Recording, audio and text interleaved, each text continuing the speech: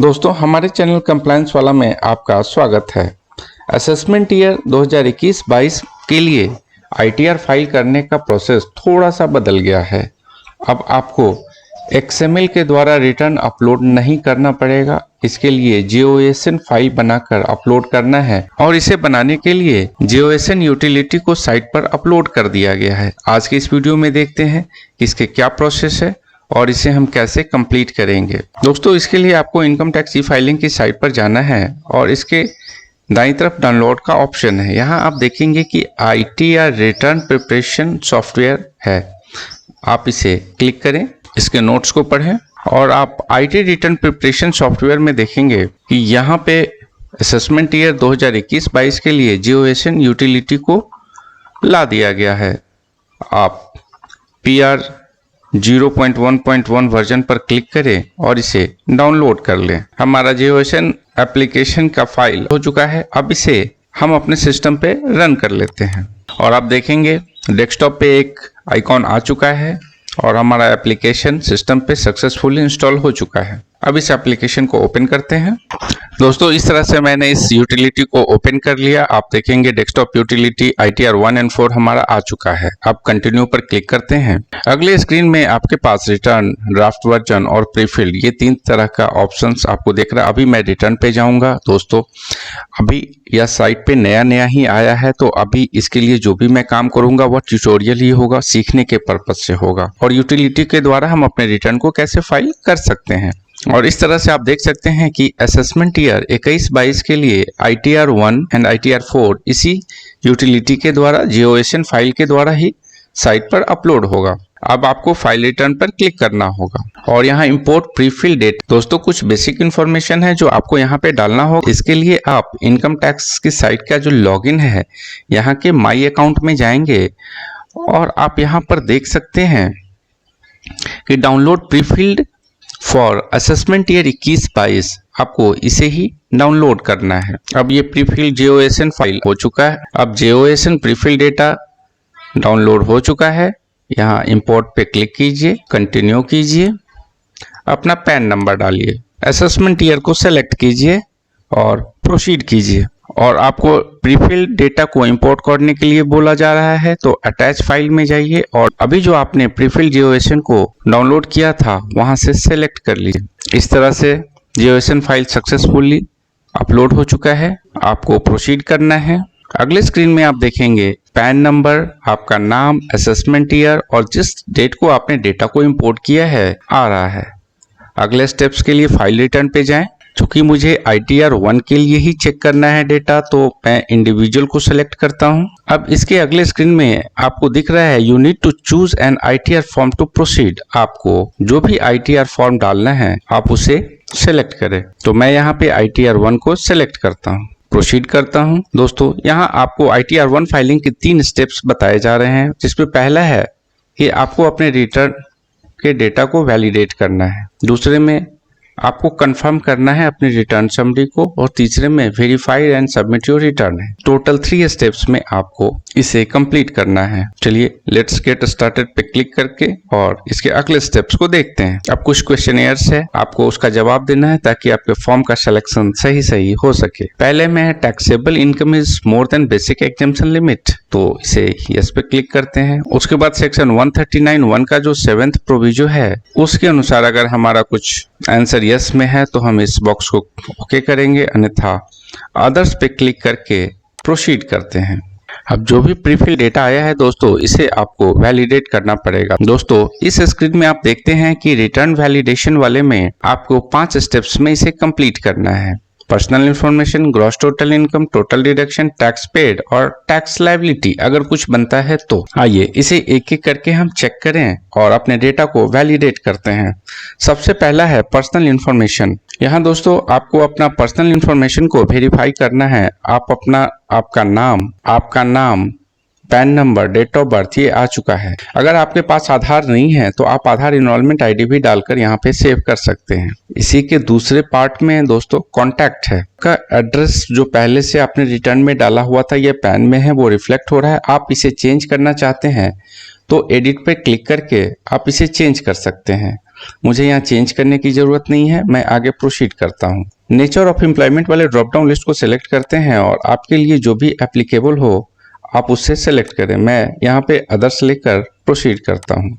Filing section 139(1) ही मैं रहने देता हूँ। इस तरह से मेरा यहाँ तक का डेटा को मैंने चेक कर लिया, वैलिडेट कर लिया। दोस्तों यहाँ एक इम्पॉर्टेंट ऑप्शंस आपको सेलेक्ट करने हैं कि क्या आप न्यू टैक्स रिजाइम में जाना चाहते हैं या पुराने में ही रहना चाहते हैं। मैं अभी इसको यहाँ पुराने मेथड से ही, पुराने टैक्स रिजिम से ही जाना चाहता हूँ। दोस्तों इस ऑप्शन में आपको सेलेक्ट करना है। अब इसके अगले पार्ट में बैंक डिटेल्स है। बैंक डिटेल्स में दोस्तों आप देखेंगे रेड कलर से एक मैसेज डिस्प्ले हो रहा है कि refund will not be transfer to the bank account unless it is pre validated. तो आपको रिटर्न डालने से पहले बैंक अकाउंट को प्री वैलिडेट करना जरूरी है। अपने बैंक अकाउंट को कैसे प्री वैलिडेट करेंगे इस पर मैंने एक ट्यूटोरियल वीडियो बनाया हुआ है, आप चाहे तो उसे देख सकते हैं। तो यहाँ पे आपको अपना बैंक अकाउंट डालना है और यहाँ get refund credited in this bank account पे मैंने क्लिक कर दिया और इसे ऐड कर दिया। दोस्तों यह बैंक अकाउंट नंबर भी प्री वैलिडेटेड नहीं है तो इसे प्री वैलिडेट करना पड़ेगा।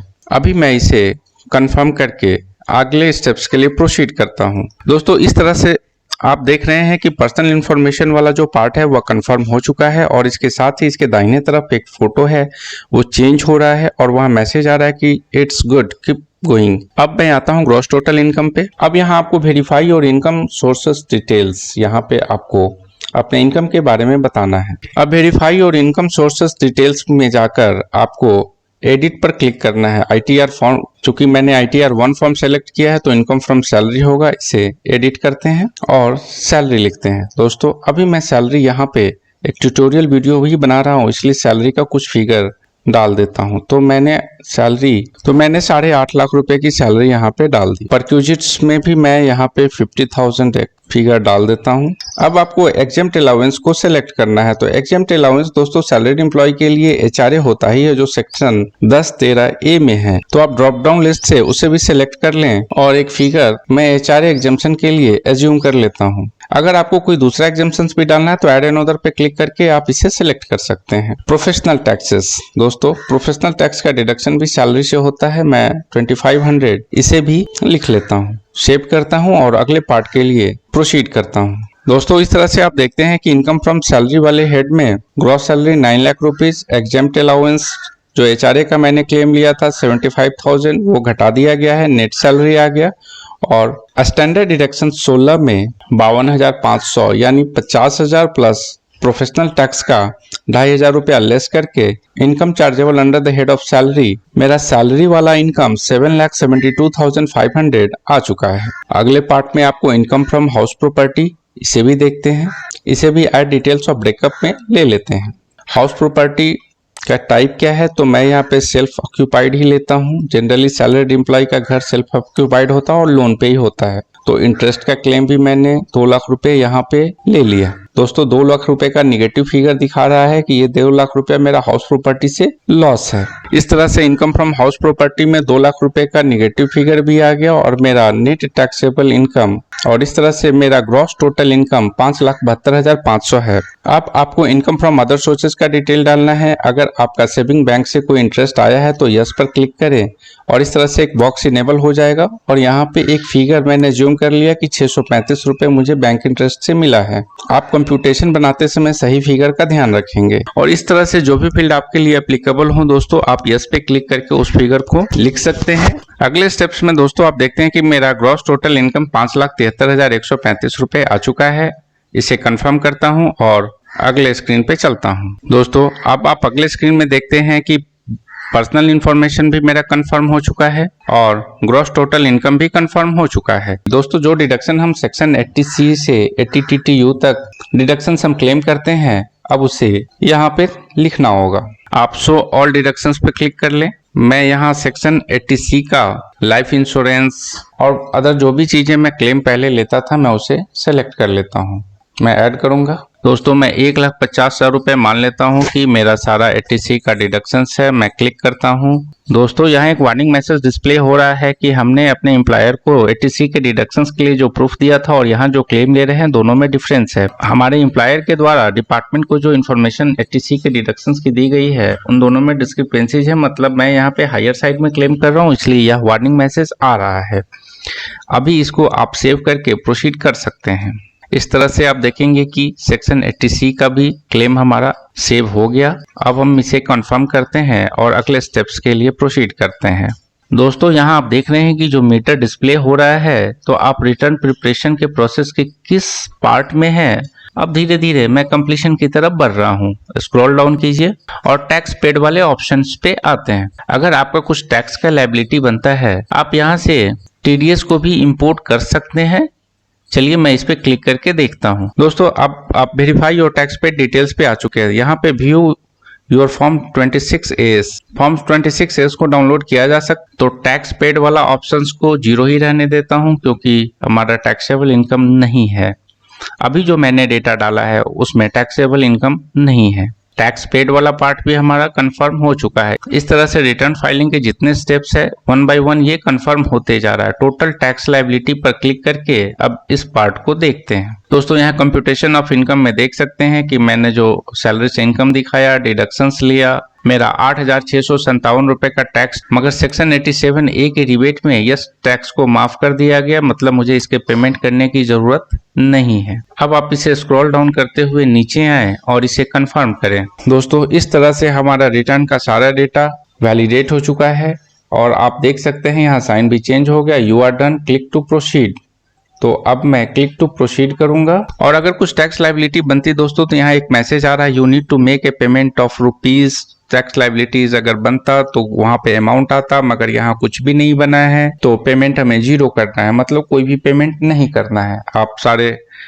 आप कैलकुलेशन ऑफ टैक्सेबल इनकम वाले पार्ट में आप सारे डिटेल्स को एक बार फिर से ओपन कर लीजिए। अभी यह हाइड है। अगर आपका पेमेंट कुछ बनता है तो आप यहाँ से भी पे कर सकते हैं या पेमेंट को बाद में भी कर सकते हैं। दोस्तों इस तरह से आप चाहे तो इसे डाउनलोड कर ले, PDF रख ले बना के, या फिर इसे प्रिंट करके भी आप हार्ड कॉपी में अपने डेटा को फिर से चेक कर दीजिए। दोस्तों इस तरह से आप देखेंगे कि वैलिडेट रिटर्न का ऑप्शन मेरा कंप्लीट हो चुका है। टिक मार्क हो गया, ग्रीन हो गया। दूसरा आप कंफर्म योर रिटर्न समरी पे है। अभी इस फीचर्स को इनेबल नहीं किया गया है, रिटर्न सबमिट नहीं किया जा सकता है। तो कंफर्मेशन और रिटर्न सबमिशन का प्रोसेस डिपार्टमेंट के द्वारा बाद में इनेबल किया जाएगा। तो जब इनेबल कर दिया जाएगा दोस्तों, मैं इस पे जल्द ही आपको वीडियो आप लोगों के साथ शेयर कर दूंगा। दोस्तों इस तरह से आपने जाना कि इस साल असेसमेंट ईयर 21-22 के लिए जो रिटर्न फाइल होना है वह किस तरीके से इसका प्रोसीजर पिछले साल से डिफरेंस है। इस तरह के और भी इंफॉर्मेटिव वीडियो मैंने अपने चैनल पे बनाए हुए हैं। हमारे चैनल को लाइक कीजिए, सब्सक्राइब कीजिए और शेयर कीजिए। धन्यवाद।